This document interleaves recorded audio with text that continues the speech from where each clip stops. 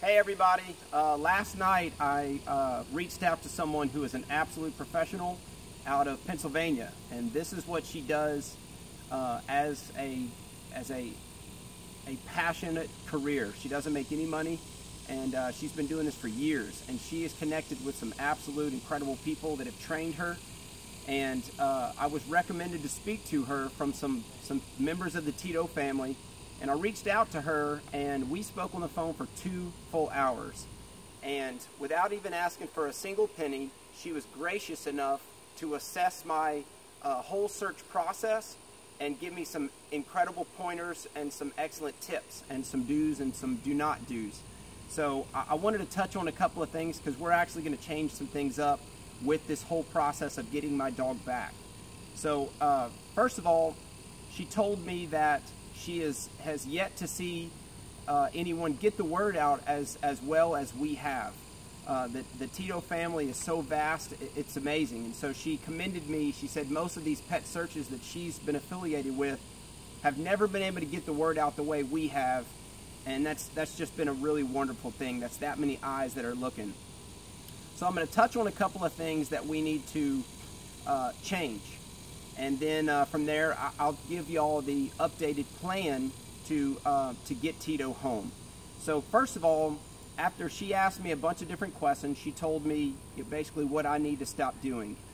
The one thing she described is when it comes to domesticated dogs, whenever you add the human element to that, it's going to change things. And once you remove the human element from a dog's life, man and vehicles are now their biggest enemies. They're the most feared things that a dog now has. And although I've had Tito for approaching 12 years, they resort back to something that's deep down inside that you might think that your pet never has. And the fact that I love Tito more than any dog I've ever known, it made it a little bit difficult for me to believe her, but she was amazing. She was fantastic. And she basically described to me that as soon as you take the human element out, they'll resort back to some instincts that you would think that your sleeps in bed every day, begs at the refrigerator dog would never have. So now that Tito is on his own and we're approaching a month, Tito is now skittish far more than I've ever experienced. So as soon as he sees someone, he's going to avoid them. As soon as he sees a vehicle, he is going to avoid the vehicle. So this is what we need to change. First of all, if you're driving down the road and you have a sighting of Tito, what I'd like for you to do is remember where he is and which direction he's heading, but I don't want you to stop. And if you do stop, if you'd like to stop, don't change your speed or your direction at all. Just pass him. Just look at him, pass him, say, that's Tito. Go up the road far enough to where when you do stop, he doesn't notice that there's a change in your behavior. And if you'd like to sit to see if Tito does make his way down the road to you and you have a moment to take a photo, awesome. But don't slam on your brakes. Don't flip around and do a U-turn. All you're going to do is spook him. He's going to notice that he's been spotted, and he's going to do what he's been doing for the last 3 weeks whenever someone does see him, and he's going to change his direction. So please, just cruise right by him, look, and say, there's Tito. I got to call Simon and let him know. From there, you'll call me and you'll say, hey, I just spotted Tito. And I'll say, awesome, where? And then you'll tell me where it was, what the field or what road it was. And then from there, you'll describe his direction of travel. And also, you'll describe his posture. Was he sitting down? Was he laying down? Was he running? Or was he kind of standing, looking left and right and confused?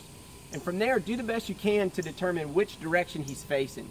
And that generally determines which direction he's going to be moving in. So also, if he's laying down, tell me which way he's facing. All of us generally have maybe a compass on our phone, and just do the best you can to determine which way he was facing, because what I'm going to do is, I'm shifting my operation from us chasing Tito and treating him like he's a missing child, or I'm going to treat him like he's a wild animal that we need to, get, if you will. So what I'm going to do is I'm going to stop flying out to these leads and scrambling in the golf cart and driving all through the woods and making all this racket. I'm going to adjust my approach because I was advised to. I'm doing it wrong. I'm chasing a person. I need to adjust it and I need to chase a wild animal, if you will, a feral dog.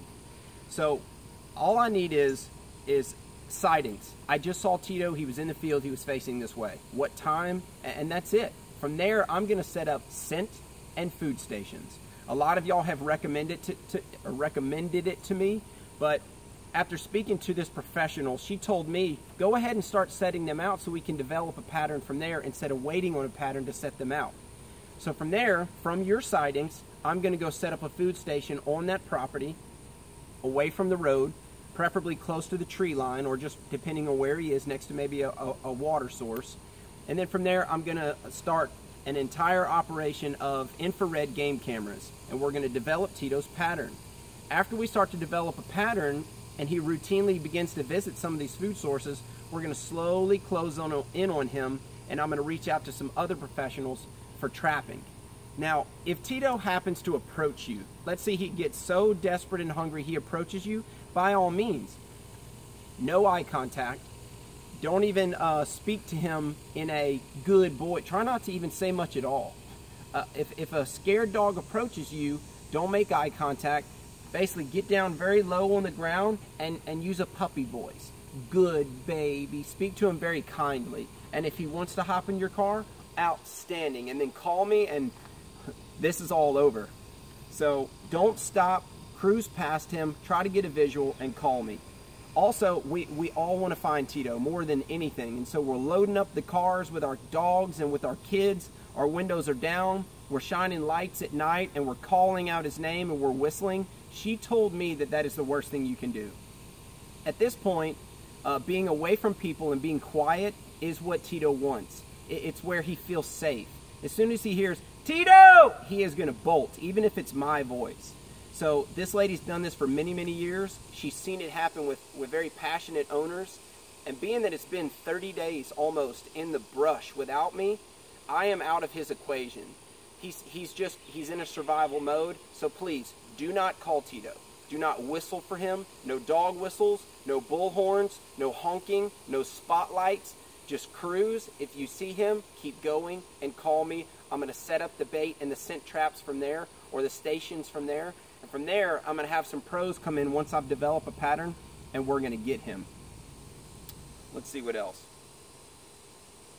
Now, I'm going to shift the focus from, instead of vehicles driving around every day and windows down calling for him in spotlights, basically, I'm just going to continue getting the word out. So what I need Team Tito, the Tito family to help me do is I need door-to-door. Have you seen this dog? Please keep the flyer. Do you know of any people in the area that feed wild dogs as well as, wild cats? Those feeding stations I need to identify in Foley, Fairhope. I know we have Cat Coalition, but I'd like to get those locations because I need to set up some cameras to see if he's coming by there as well. So again, if you're going to drive around in your car looking for him, amazing. I'm so thankful for your time. Thank you for doing that. But I need us to shift the way we're doing it while we're in our vehicles a little bit. Also, I'm going to expand where we're going to set out the flyers, and I'll post those and let y'all know where they are. But basically, if you have the time and you'd like to help me search for Tito, I need it to adjust it a little bit to where we go door to door. Have you seen this dog? Please call the owner if you see him. Please don't try to approach. And if you do have food out, I need to know if that person has food placed out for cats or dogs, because I need to annotate that on my large, grid map. But that's it, guys. There's a lot of things that we need to change, but I really appreciate y'all's time and y'all's efforts to help me find him. We just need to do it a little more subtle, a little bit different. So if you have any questions or anything, feel free to comment on the video, and we're going to shift it up a little bit and hope for success. Thanks, guys, so much. Stay tuned. I'm not going to be posting as many sightings because I need the area not so saturated with cars and vehicles and people. That's what's scaring him.